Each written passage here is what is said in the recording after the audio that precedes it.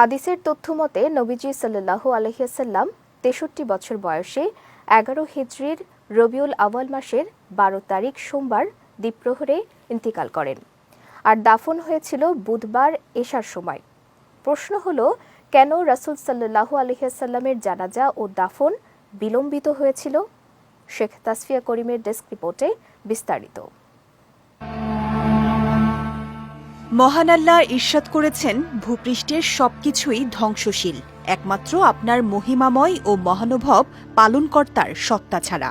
আরও ইরশাদ করেন, প্রত্যেক প্রাণী মৃত্যুর স্বাদ আস্বাদন করবে।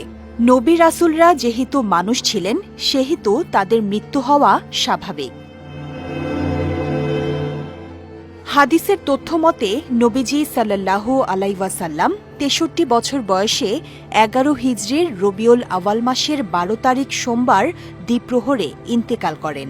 মঙ্গলবার তাকে গোসল দেয়া হয়।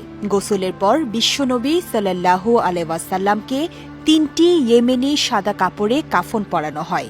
অতঃপর ১০ জন করে সাহাবায়ে কেরাম হুজরায় প্রবেশ করে পর্যায়ক্রমে জানাজার নামাজ আদায় করেন।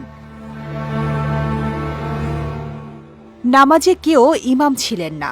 সর্বপ্রথম বনু হাশিম গোত্রের সাহাবীরা, তারপর মুহাজির, অতঃপর আনসার, তারপর অন্যান্য পুরুষ সাহাবী, অতঃপর মহিলা ও সর্বশেষে শিশুরা জানাজার নামাজ পড়ে। জানাজার নামাজ পড়তে পড়তে মঙ্গলবার সারা দিন অতিবাহিত হয়ে যায়।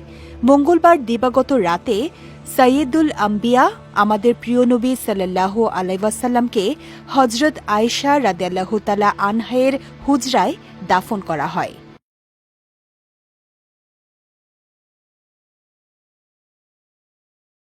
মহানবী সাল্লাল্লাহু আলাইহি ওয়াসাল্লাম বলেন, তোমাদের মৃতদের দাফন দ্রুত সম্পন্ন করো, বিলম্ব করো না।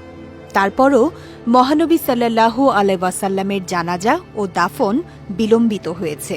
এর কারণগুলো হল, তার ওফাতের ব্যাপারে ঐক্যমত্যে পৌঁছাতে বিলম্বিত হওয়া, দাফনের স্থান নির্দিষ্ট না থাকা এবং খলিফা নির্বাচনে ঐক্যমত্যে পৌঁছাতে বিলম্ব হওয়া।